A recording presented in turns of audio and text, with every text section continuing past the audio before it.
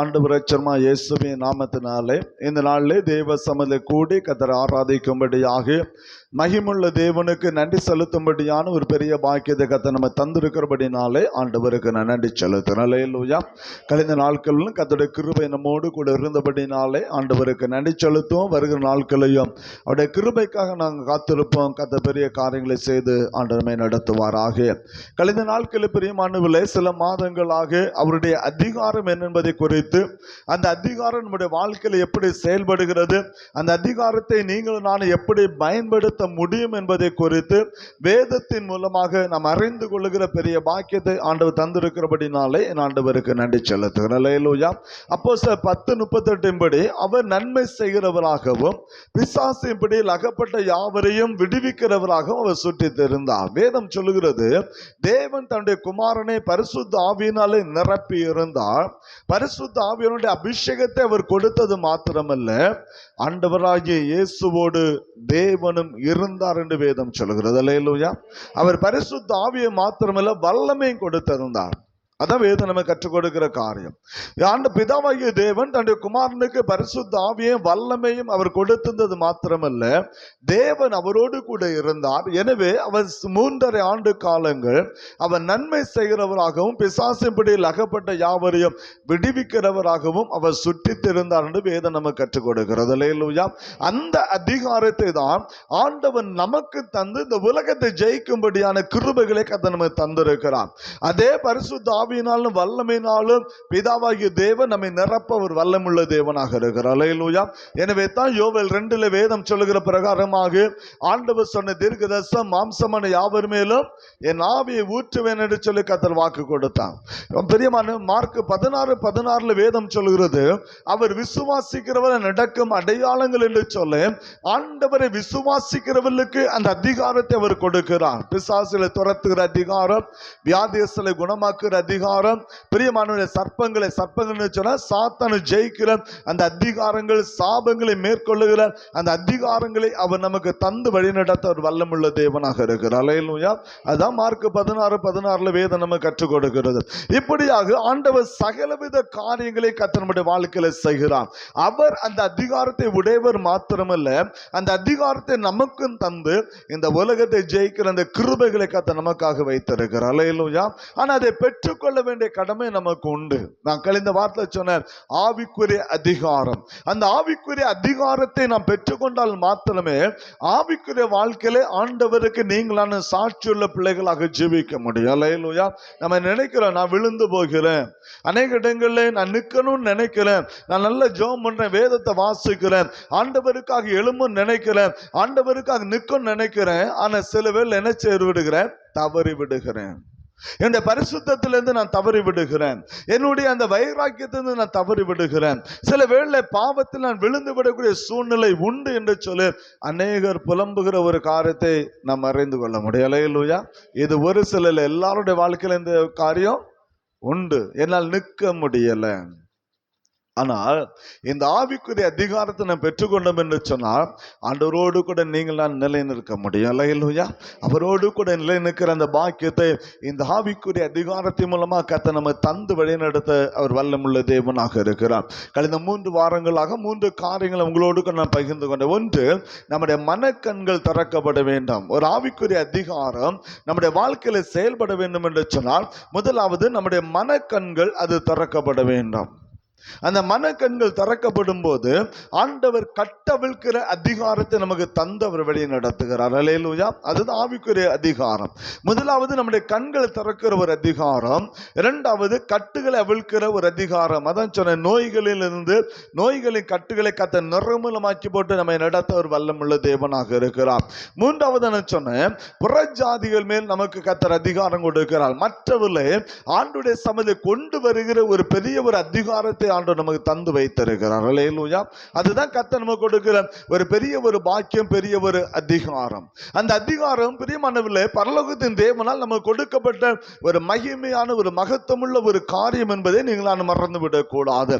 இந்த 3 காரியங்கள் மாத்திரமல்ல, இந்த ஆவிக்குரிய காரியத்தில் இந்த 4வது அதிகாரத்தை இன்றைக்கு உங்களோடு கூட நான் பகிர்ந்து கொள்ளும்படியாக இருக்கிறேன். இந்த 4வது அதிகாரம் நம்முடைய வாழ்க்கையில் எப்படி செயல்படுகிறது, அதை நாம் அறிந்து கொள்ள நாம் கடமைப்பட்ட பிள்ளைகளாக இருக்கிறோம். அல்லேலூயா. கழிந்த நாட்களில் பிரியமான ஒரு ஆராதனை நடத்தினோம், 3 மணி நேரம் ஆராதனை. அதில் ஊழியக்காரர்கள் அவர்கள் சுருக்கமாக சொன்னால் இந்த அதிகாரத்துக்கு வந்து என்ன செய்வாங்க, உங்களோடு கூட பகிர்ந்து கொண்டாங்க. அல்லேலூயா. நான் தனியாக விவரிச்சு சொல்ல, அவங்க என்ன செய்தாங்க, ஒருமித்து அந்த காரியத்தை என்ன செய்தாங்க, அவங்க சொல்றாங்க. அதுதான் அந்த அதிகாரத்தை நீங்கள் பெற்றுக்கொள்ள வேண்டும். அது எந்த ஒரு அந்த அதிகாரம் நம்முடைய கையில் இருக்கிறது வரலும் நம்மை ஒருவனாலும் ஒன்றும் செய்ய முடியாது. அல்லேலூயா. இந்த உலகத்தை ஜெயிக்கிற பிள்ளைகளாக நீங்கள் நானும் மாற முடியும். அதான் கர்த்தர் நமக்கு கொடுக்கிற ஒரு மகிமையான ஒரு காரியம். இன்றைக்கு ஒரு அதிகாரம், ஆவிக்குரிய அதிகாரம் என்னன்னு சொன்னா, அசுத்த ஆவிகளை கட்டவிழ்க்கிற ஒரு அதிகாரம். நான் ஏற்கனவே ஆரம்பத்தில் நான் சொல்ல இருக்கிறேன், ஒரு மனிதன் பாவத்தில் இருக்கிறான் என்று சொன்னால், பிரியமானது பாவத்தை செய்ய தூண்டுகிற அந்த பிசாசுடைய கிரியைகளை நான் நிர்மூலமாக்கி நான் முதலாவது நாம் ஜெபிக்க வேண்டும். அல்லேலூயா.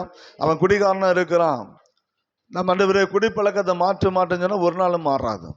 அந்த குடிக்கு அடிமைப்படுத்துகிற அந்த சத்துருடைய கிரியை, அந்த அசுத்த ஆவியை நாம் கட்டினால் மாத்திரமே அந்த குடி பழக்கத்திலிருந்து அந்த மனிதன் விடுதலையாகப்பட முடியும். அல்லேலூயா.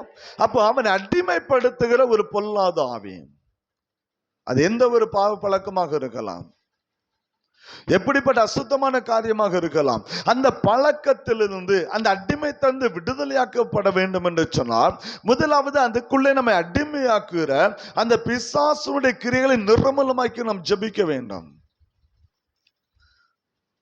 அந்த சத்துடைய கிரியை நாம் நிர்மூலமாக்க, அதற்காக நாம் ஜெபிக்க வேண்டும். ஆண்டுடைய சமூகத்தில் அந்த சத்துரை மேற்கொள்ளுகிற அதிகாரம் அவருடைய நாமத்துக்கு மாத்திரமே உண்டு. அல்லேலூயா. அவருடைய நாமத்தை சொல்லி நீங்கள் ஜெபம் பண்ணும் போது, நீங்கள் ஜெபிக்கும் போது கண்டிப்பாக அந்த பிசாசுடைய கிரியை மேற்கொள்ள முடியும். கர்த்தர் அந்த வல்லமை நமக்கு தந்திருக்கிறார். ஆனா நமக்குள்ள என்ன தெரியுமா, விசுவாசம் இருப்பது இல்ல, அவிசுவாசமான ஒரு காரியம். அந்த அவிசுவாசத்தை தூக்கி எறிந்து விட்டு விசுவாசத்தோடு நீங்க ஜெபம் பண்ணி பாருங்க, கர்த்தர் உங்களை கொண்டு கர்த்தர் பெரிய காரியங்களை செய்வார். அல்லேலூயா. உங்க வீடுகளில் ஒரு மாற்றம் உண்டாகும். அதனால்தான் இந்த அதிகாரத்தை நான் உங்களோடு நான் பகிர்ந்து கொள்ள காரணம் என்ன தெரியுமா, நீங்க ஒவ்வொரு இந்த அதிகாரத்தை நீங்கள் பெற்று அதை வல்லமே பயன்படுத்தி நீங்க உங்க வீட்டை நீங்க பாதுகாத்துக் கொள்ளணும். அல்லேலூயா. உங்களை தனிப்பட்ட வாழ்க்கையை நீங்க பாதுகாத்துக் கொள்ளணும். சத்துருவானு உங்க வீட்டு நடையில கூட வரக்கூடாது. சங்காரத்துடன் வீட்டை அணுகக்கூடாதுன்னு சொன்னா, வீட்டின் நிலைக்காலே ஆண்டவருடைய ரத்தம் தெளிக்கப்பட வேண்டும். அல்லேலூயா. சும்மா ஒண்ணு பிசாசெல்லாம் ஓடாது. எல்லாம் புரிஞ்சுக்கணும். சத்துடைய கிரியை மேற்கொள்ள சாதாரண ஒரு காரியம் அல்ல. வீட்டின் நிலைக்காலே அப்பாவுடைய ரத்தம் இருக்குமானால் எந்த ஒரு சத்துரும் வீட்டுக்குள்ள நுழைய முடியாது. அல்லேலூயா. அதுதான் வேதம் நமக்கு கற்றுக் கொடுக்கிறது. நாம் அவருடைய நாமம் தரிக்கப்பட்ட பிள்ளைகளாக இருப்போம் என்று சொன்னால், அவருடைய நாமம் தரிக்கப்பட்ட நம்மை பிசாசுடைய கிரியை ஒரு நாள் மேற்கொள்ளவே முடியாது. ஆண்டோடைய வார்த்தையினாலே என் உள்ள நிரப்பப்பட்டு இருக்குமானால், கர்த்தருடைய வசனத்தை உள்ள நிரப்பப்பட்டு இருக்குமானால், என் இருதயத்தில் அசுத்தமான எந்த ஒரு கிரியையும் உருவாகவே உருவாகாது. அல்லேலூயா. அப்ப என் பார்வை எப்படி இருக்கும், பரிசுத்தமாக இருக்கும். எண்ணங்கள் பரிசுத்தமாக இருக்கும். என் சிந்தனைகள் பரிசுத்தமாக இருக்கும். என் கிரியைகள் பரிசுத்தமாக இருக்கும். ஏன் தெரியுமா, உள்ள இருப்பது கர்த்தருடைய வார்த்தை. அல்லேலூயா. ஒரு சின்ன தப்பு பண்ணாலும் உள்ளந்து வசனம் பேசும், டே நீ செய்யறது தப்பு, இந்த வார்த்தை மிஞ்சி நீ செயல்படுன்னு அது பேசும். ஏன்னா கர்த்தருடைய வார்த்தை ஜீவன் உள்ளது. அல்லேலூயா. அதனால்தான் நம்முடைய உள்ளம் வசனத்தினால் நிரப்ப. அதான் சொன்னேன், கர்த்தருடைய வல்லமை, அவருடைய இரத்தத்தின் வல்லமை, அவருடைய நாமத்தின் வல்லமை, அவருடைய வார்த்தை வல்லமை, மூன்று நம்முடைய வாழ்க்கையில இருக்கும்போது இந்த உலகத்துல எது வந்தாலும் சரி நம்மை ஒன்றும் செய்ய முடியாது. அல்லேலூயா. அதுதான் கர்த்தர் நமக்கு கொடுக்கிற பெரிய அதிகாரம். இன்றைக்கு அந்த அதிகாரத்துல தான் பிரியமானவர்களே, அசுத்த ஆவிகளை கட்டவிழ்க்கிற அந்த அதிகாரத்தை உங்களோடு கூட உங்களை கட்டி வைத்திருக்கிற ஒரு பாவ கட்டுகளுக்குள்ள உங்களை வைத்திருக்கிற, அல்லது நம்முடைய பிள்ளைகள், நம்முடைய குடும்பங்களை, நம்முடைய பெற்றோர்களை, அல்லது நம்முடைய உடம்பிறப்புகள், நம்முடைய சொந்தக்காரர்கள் யாராக இருந்தாலும் சரி, அசுத்த ஆவி ஒரு மனிதனை கட்டி வைத்திருக்க அல்லவா, அந்த கட்டுகளை எப்படி கட்டவிழ்க்க முடியும், அந்த அதிகாரம் எப்படி செயல்படுகிறது என்பதை குறித்து வேதத்தின் வழியாக நான் உங்களோடு கூட நான் பகிர்ந்து கொள்ள நான் விரும்புகிறேன். என்னோடு கூட திருப்பிக் கொள்ளுங்கள். மத்தேயு சுவிசேஷம் 10வது அதிகாரம், மத்தேயு 10வது அதிகாரம் 1வது வசனத்தை வாசிக்கலாம். அப்பொழுது அவர் 12 சீஷர்களையும் வரவழைத்து அசுத்த ஆவிகளை துரத்தவும் சகல வியாதிகளையும் சகல நோய்களையும் நீக்கவும் அவர்களுக்கு அதிகாரம் கொடுத்தார். வேதம் என்ன சொல்கிறது, ஆண்டவர் 12 சீஷர்களை முதலாவது தம்மிடத்தில் கர்த்தர் அழைக்கிறார். அவருடைய சமத்தை ஆண்டவர் அழைக்கிறார். ஏன்னு சொன்னா அதிகாரம் அவருடைய கரத்தில் இருக்கிறது. அல்லேலூயா. அதிகாரம் அவருடைய கரத்தில் இருக்கிறது. ஊழிய பயிற்சி அவர்களுக்கு கொடுக்கிறார். ஊழியத்துடைய காரியங்களை ஆரம்ப நாட்களில் கொஞ்சம் காரியங்கள் உங்களை பயிற்றுவித்த பிற்பாடு ஆண்டவர் அதிகாரத்தை கத்த கொடுக்கிறார். வேதம் தான் சொல்ல சகல அதிகாரம் அவர்களுக்கு அதிகாரம் கொடுத்தார். என்ன அதிகாரம் கொடுத்தாரு? அசுத்த ஆவிகளை துரத்தவும், சகல வியாதிகளையும் சகல நோய்களை நீக்கவும் அவர்களுக்கு அதிகாரம் கொடுத்தார். 3 விதமான அதிகாரம். ஒன்று, அசுத்த ஆவிகளை துரத்துகிற அதிகாரம், கட்டவிழுக்க அசுத்த ஆவிகளை கட்டவிழுக்கிற அதிகாரம். இரண்டாவதாக சகல நோய்களை நீக்கவும், இரண்டாவது சகல வியாதிகளை நீக்கவும், மூன்றாவது சகல நோய்களை நீக்கவும் அவர்களுக்கு என்ன செய்கிறார்? அப்ப வியாதி வேற, நோய் வேற. அல்லேலூயா. அல்லேலூயா. நம்ம எது என்னதான் சுகம்னு சொல்லி ஒரு வார்த்தை என்ன செய்வோம், முடிச்சுட்டு போயிடும். பைபிள் 2 பிரிச்சு சொல்ல, வியாதிகளையும் நோய்களையும் குணமாக்குற அதிகாரம். அப்ப வியாதினா என்ன, நோயினா என்ன? இன்னைக்கு அதை தான் நாம் அறிந்து கொள்ளும்படியாக இருக்கிறோம். வியாதி என்பது நம்முடைய சரீரத்துக்கு புறம்பே இருக்கிற பலவீனங்கள். நம்முடைய சரீரத்துக்கு புறம்பே இருக்கிற பலவீனங்கள் என்னதெல்லாம்? தலைவலி, கால்வலி, இதெல்லாம் சரீரத்துக்கு புறம்பே இருக்கிற பலவீனங்கள். நம்முடைய சரீரத்தை என்னது? காய்ச்சல், இப்படிப்பட்டதான காரியம். இந்த தோல் வியாதி நம்ம பார்க்கிறோம் இல்லையா? கட்டி, சரீரத்துல கட்டிகள், இதெல்லாம் சரீரத்துக்கு புறம்பான வியாதிகள். அப்ப இந்த வியாதிகள், இது வியாதி. நோய் என்று சொன்னால் சரீரத்துக்கு உள்ள ஏற்படுகிற வியாதி. என்னது? அட்டாக், மாரடைப்பு, கேன்சர். பிரியமானவர்களே, இப்படிப்பட்டதான பெரிய பெரிய வியாதிகள் நம்முடைய சரீரத்தில் என்ன செய்யறது? உள்ளாலே அது நமக்கு இருக்கதான் செய்கிறது. அது உள்ளே இருப்பது நோய், வெளியே இருப்பது என்னது? வியாதி. மறந்துடக்கூடாது. அப்ப எனக்கு காய்ச்சல் வந்துன்னு சொன்னா ஆண்டவருடைய சம்மதம் நான் எப்படி ஜெபம் பண்ணும்? ஆண்டவரே, காய்ச்சங்கிற வியாதி என்னை விட்டு மாற்றும். எனக்கு நெஞ்சு வலி இருக்குன்னு சொன்னா நெஞ்சு வலிங்கிற நோய்களை என்னை விட்டு என்ன செய்யும்? ஏன்னா அது என் சரீரத்துக்கு உள்ளே இருக்கிற பலவீனம். அப்ப ஆண்டவர் என்ன செய்கிறார்? சரீரத்துக்கு வெளியே இருக்கிற பலவீனத்தை கத்தர் மாற்றுகிறார். சரீரத்துக்கு உள்ளே இருக்கிற பலவீனங்களை கத்தர் மாற்றுகிறார். அந்த பலவீனங்களை மாற்றுகிற அதிகாரத்தை ஆண்டவர் சீஷர்களுக்கு கத்த கொடுத்தால், சீஷர்கள் மாத்திரமல்ல, அதே அதிகாரத்தை கத்த நமக்கு தந்து வழி நடத்துகிறார். அல்லேலூயா. அந்த அதிகாரத்தை நீங்கள் நான் பெற்றுக்கொள்ள வேண்டும். அதான் ஆண்டவர் சொல்லுகிற ஒரு காரியம். அப்ப இந்த பலவீனங்களை நம்முடைய சரீரத்தை கொண்டு வருகிற பொதாத ஒரு கிரியை என்ன சொன்னா? அசுத்த ஆவி. அதனால்தான் கர்த்தர் முதல்ல சொன்னாரு, அசுத்த ஆவிகளை துரத்துகிற அதிகாரத்தை கொடுத்தார் சீஷர்களுக்கு. அல்லேலூயா. அந்த அசுத்த ஆவி அவனை விட்டு போகுமானால் அவனுடைய சரீரத்தான பலவீனம் நிச்சயம் அவனை விட்டு அகன்று போகும்.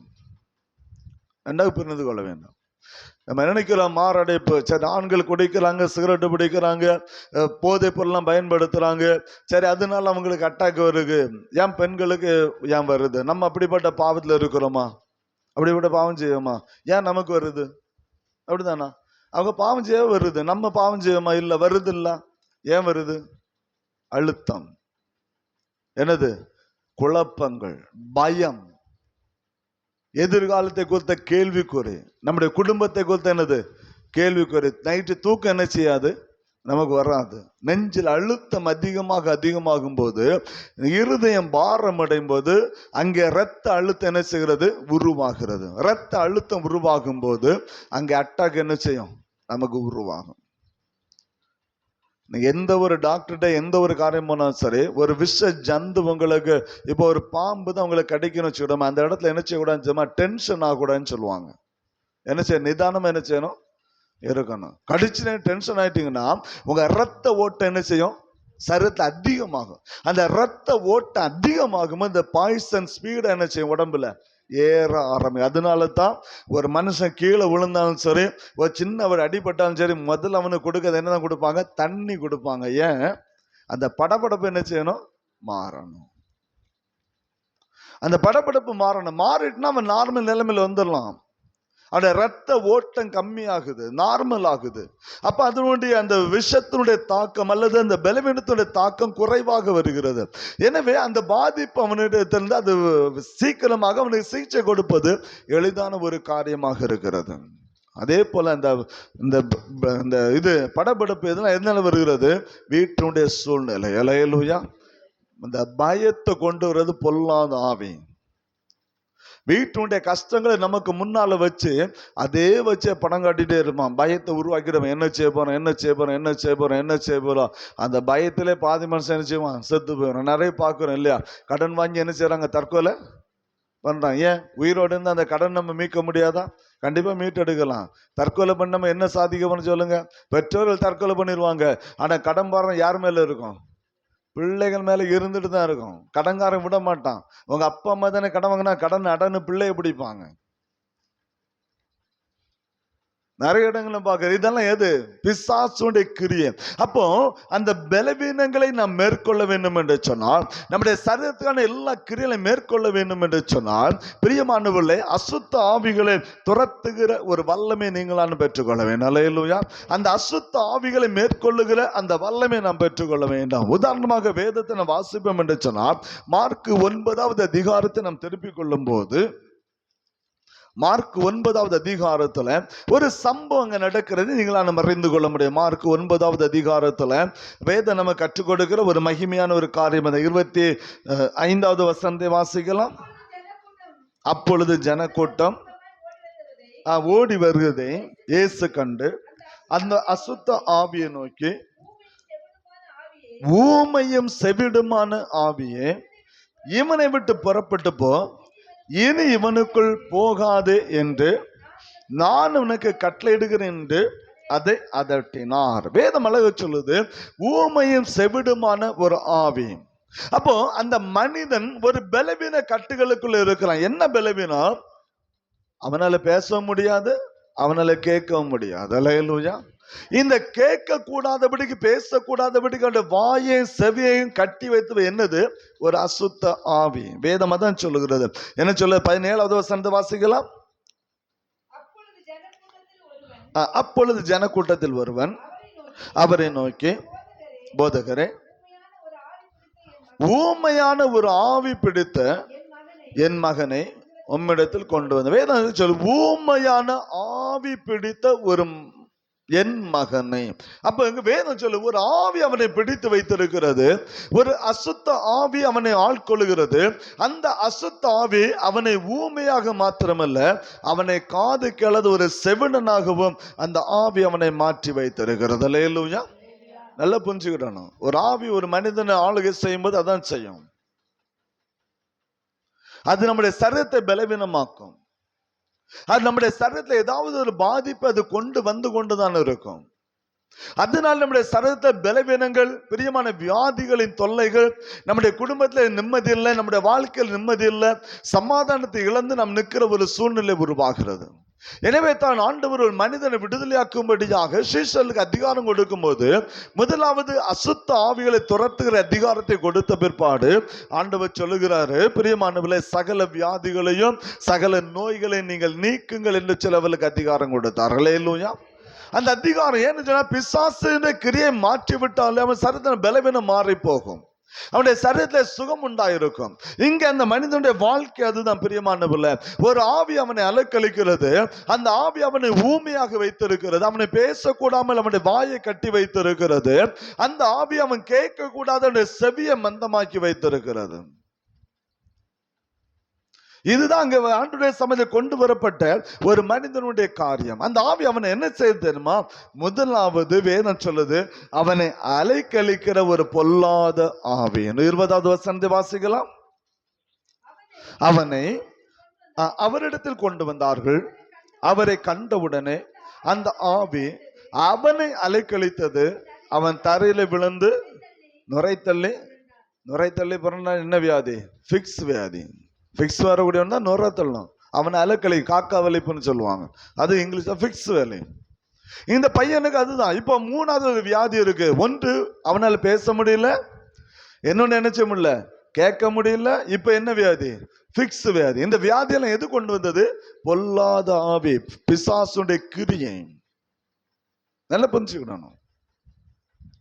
அதனால நான் சொல்லுவேன், உங்க பலவீனம் உங்களை சரீரத்தில் இருக்கிறான். முதலாவது அந்த பலவீனத்தை கொண்டு வருகிற பொல்லாத ஆவியை கட்டி ஜெபம் பண்ணுங்க. அல்லேலூயா. அது எந்த வியாதியா இருந்தாலும் சரி,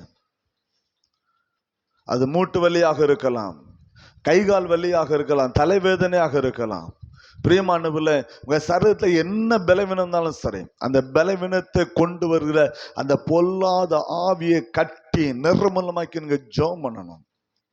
ஜெபத்தில் ஆண்டவரோடு நீங்க போராடணும். அந்த போராடுதான் அந்த பலவீனத்தை கட்டில் நீங்க விடுதலையாக்கப்பட முடியும். அல்லேலூயா. அல்லேலூயா. நீங்க ஒரு நம்பிக்கை இல்லைன்னா ஒரு ஊழியக்காரன், எந்த ஒரு ஊழியக்காரனும் சரி, நானும் இருந்தாலும் அதான் செய்வேன். எந்த ஒரு ஊழியக்காரன் நீங்க போங்க, ஒரு பலவீனத்தை சொல்லி நீங்க ஜெபம் பண்ண சொல்லுங்க. ஐயா என் சரீரத்தை பலவீனத்தை ஜெபம் பண்ணு சொல்லுங்க. தலையில கை வச்சு அவங்க ஜெபம் பண்ணும்போது சொல்லுவாங்க, இந்த பலவீனத்தை கொண்டு பொல்லாத ஆவி இயேசுவின் நாமத்தில் சரீரத்துட்டு போகணும்னு சொல்லுவாங்க. அல்லேலூயா. ஏன் தெரியுமா? பலவீனங்களை கொண்டு வருகிறது பொல்லாத ஆவி. நம்முடைய சரீரத்துல பலவீனங்க மாற்ற முடியாத பலவீனம். சிலவங்க சொல்லுவாங்க, மருந்து எடுக்கிறேன்னா குணமாக்க முடியல. மருந்து எடுக்கிறேன், எனக்கு அந்த பலவீனம் மாற மாட்டேங்குது, அந்த வியாதி என்னை தொடர்ந்து வந்து கொண்டு கொஞ்ச நாள் நல்லா இருக்குது, அடுத்து திரும்ப அந்த வியாதி என்ன செய்யுது, என் சரீரத்துல வருகிறது. இன்னைக்கு நிறைய பேருடைய வாழ்க்கைய நம்மள தான் சொல்லிட்டு இருக்கிறோம். அல்லேலூயா. அந்த பலவீனங்களை கொண்டு வருது பிசாசுடைய கிரியை. அந்த கிரியைகளை நிர்மூலமாக்கி நீங்க ஜெபம் பண்ணணும். ஆண்டவருடைய சமயத்தில் அந்த அதிகாரத்தை, அதான் வேதம், அசுத்த ஆவிகளை துரத்துகிற அதிகாரம். அந்த அதிகாரத்தை எங்கள் பெற்றுக்கொள்ள, அதான் ஆவிக்குரிய அதிகாரம். அந்த அசுத்த ஆவிகளை இங்க மேற்கொள்ளதான் ஆவிக்குரிய வாழ்க்கை இங்க முன்னேற முடியும். பலவீனங்கள் மாறும். ஆண்டவருடைய சமயத்தில் ஜெபிக்க முடியும். ஆண்டவருடைய சமயத்தில் நம்ம நிற்க முடியும். அந்த பலவீனத்தின் ஆவி நீக்கப்படும் போது தேவன் நமக்கு ஒரு உறவு உண்டாகிறது. அந்த உறவு நம்மை பலப்படுத்த வல்லமுள்ளதாக இருக்கிறது. அல்லேலூயா. அதுதான் வேதம் நம்ம கற்றுக் கொடுக்கிற காரியம். இந்த மனுஷனை பாருங்க, தகப்பன் சொல்றான், ஒரு ஊமையான ஆவி அவனை அலக்கழிக்கணும்னு தகப்பன் கொண்டு வரான். ஆனா அவனுடைய சரீரத்துல பார்த்தா அவனால காது கேட்க முடியல. அவனுக்கு அடுத்து என்ன வியாதி இருக்கு? பிக்ஸ் வியாதி. இவன் 3 வியாதி ஆயிடுச்சு. வேதம் நமக்கு சொல்லுகிற ஒரு மகிமையான ஒரு காரியம் தான். இப்ப 4வது ஒரு வியாதி அவனுக்கு இருக்கு. என்ன வியாதி தெரியுமா? 22வது வசனத்தை வாசிக்கலாம். இவனை கொல்லும்படிக்கு அது அநேகந்தரம் தீயிலும் தண்ணீரிலும் தள்ளிட்டு மனதிறங்கி எங்களை உதவி செய்ய வேண்டும் என. 3வது, அவனை கொல்லும்படியான தற்கொலைக்கு நேராக கொண்டு போகிற ஆவி. யோசித்து பாருங்க, இந்த 4 வியாதி ஒரு மனுஷன்ல இருந்து அவங்க தகப்பன் தாயுடைய உள்ள எப்படி வேதனைப்படும். அவங்களால எங்க என்ன செய்ய போக முடியாது, வேலைக்கு போக முடியாது. ஏன்னா ஃபிக்ஸ் வரும். பிக்ஸ் வர மாதிரி இல்லை, இவனை தற்கொலைக்கு நேரம் கொண்டு எப்போ என்ன செய்யணும் தெரியாது. அதான் பைபிள் சொல்லுது, அவனை சில நேரம் தீயில தள்ளி போடுது, சில நேரம் தண்ணியில தள்ளி போடுது. அவனால் நிம்மதியா இருக்க முடியல. அவன் நிம்மதி மட்டும் கெட்டதில்லை, பெட்ரோலுக்கு நிம்மதி இல்லை, நைட்டு தூங்க முடியாது. ஏன்னா அவனுக்கு என்ன நடக்கும்னு சொல்லி தெரியாது. நம்ம சத்தம் போட்டு அவனை ஒரு காரியத்தை நம்ம சத்தம் போட்டு பேசலாம்னு சொன்னா அவனுக்கு என்னது கேட்காது, காது கேட்காது. அவன் உதவி கேட்கலான்னு அவனால உதவி கேட்க முடியாது. அவன் ஊமையா இருக்கிறான், அவனாலும் பேச முடியாது. நம்ம பேசுகிறது அவனால் நினைச்சு முடியாது, கேட்க முடியாது. பிக்ஸ் வியாதி ஒன்று இருக்குது, வலிப்பு வலி. அது மாத்திரம் தற்கொலைக்கு நேராக கொண்டு போகிறாவே. இந்த 4ஐயும் ஒரு மனிதனுடைய வாழ்க்கையில கிரியை செய்கிறது ஒரு அசுத்த ஆவி. அல்லேலூயா. அந்த அசுத்த ஆவியை தான் கத்த துரத்தினான். 25வது வசனம் வாசித்தோம் இல்லையா? அந்த அசுத்த ஆவியை கத்த துரத்தினான். ஆண்டவர் வியாதிகளை குணமாக்க ஆண்டவர் அங்க சொல்லல. அவனுடைய வாய் திறக்கட்டும்னு கத்த சொல்லல. அவனுடைய காது கேட்கட்டும்னு சொல்லல. பிக்ஸ் வியாதி மாறட்டும்னு ஆண்டவர் சொல்லல. தற்கொலைக்கு நேர அந்த தற்கொலையின் கிரியைகள் வந்துட்டு மாறணும்னு கத்த சொல்லல. வேதம் என்ன சொல்லுதுமா? 25வது வசனம், அப்பொழுது ஜனங்கள் கூட்டமாய் ஓடி வர இயேசு கண்டு அந்த அசுத்த ஆவியை நோக்கி. அல்லேலூயா. ஆண்டவருடைய கட்டளை அந்த அசுத்த ஆவிக்கு நேராக இருந்த தவிர வியாதிக்கு நேரம் என்ன செய்யல இல்லை. ஏன்னா ஆண்டவருக்கு தெரியும், அவனுக்குள்ள இருக்கிற அந்த அசுத்த ஆவி துரத்தப்படுமானால் இந்த 4 விதமான பலவீனங்கள் அவனுடைய சரீரத்தோடு மாறும். அல்லேலூயா.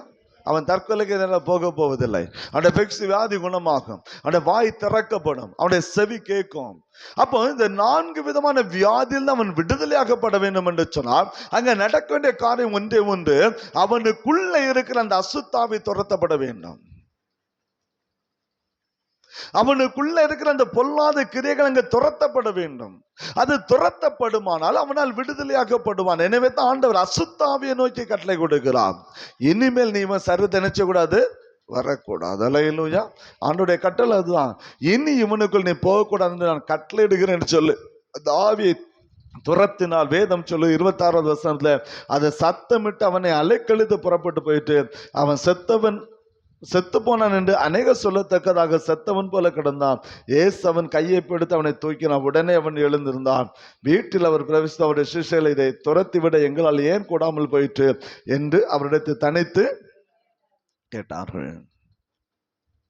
அப்பதான் ஆண்டவர் சொல்றாரு, இவ்வகை பிசாசுகளை ஜபத்தினாலும் உபவாசத்தினாலும் என்று வேறு ஒன்றால் நினைச்சோம் மேற்கொள்ள முடியாது. அப்ப சரீரத்துல பலவீனங்கள் வரும்போது, நம்முடைய குடும்பத்தில் பிரச்சனைகள் பாடுகள் வரும்போது அதை உருவாக்குறது பொல்லாத கிரியை. சில வீட்டில் பார்ப்போம்னு சொன்னா புருஷன் மனைவிக்குள்ள என்ன இருக்காது, சந்தோஷமே இருக்காது. வீட்டில் ஃபுல்லா சண்டையா இருக்கும். புருஷன் மனைவிக்குள்ள சண்டை, பிள்ளைகள் பெற்றோர்கள் நடுவில் சண்டை, நல்ல புரிஞ்சான. எதுக்கு எடுத்தாலும் எரிச்சலின் ஆவி, எரிச்சல். ஒரு காரியம் சொல்ல முடியாது, சமாதானம் அந்த வீடு இருக்காது. அதை கொண்டு வருவது என்னது, ஒரு பொல்லாத பிரிவினையின் ஆவி. அல்லேலூயா.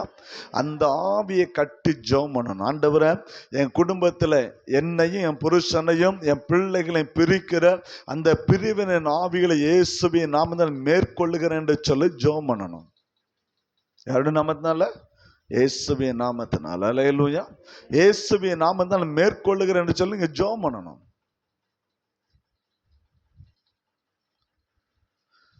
நம்ம என்ன ஜெபம் பண்ண மாட்டோம்.